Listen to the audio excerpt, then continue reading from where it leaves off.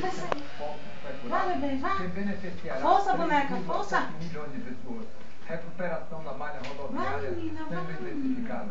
São resultados pegados da população. Vai cair no chão, vai morrer. Tá nascendo. Vai, menina. Força, boneca.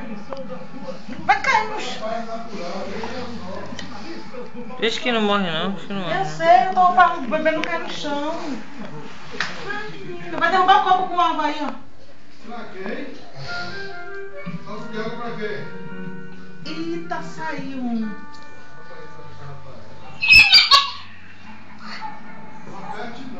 Oxe, eu nem tô... Vai.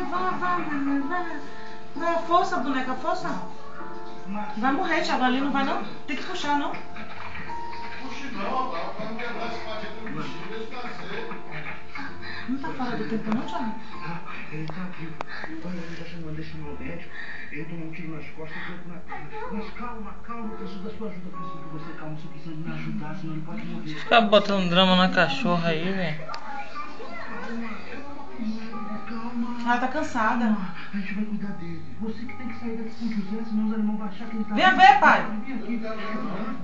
Mas Oxi. Ok. Venha ver. Já pariu? Tá parindo. Quantos? Saiu só um agora, grandão. eu vou escutar vocês dois até a pé do morro, tá? Thiago não morre não, ali sufocado. Tá na bolsa. Tá, parou de tempo, não foi?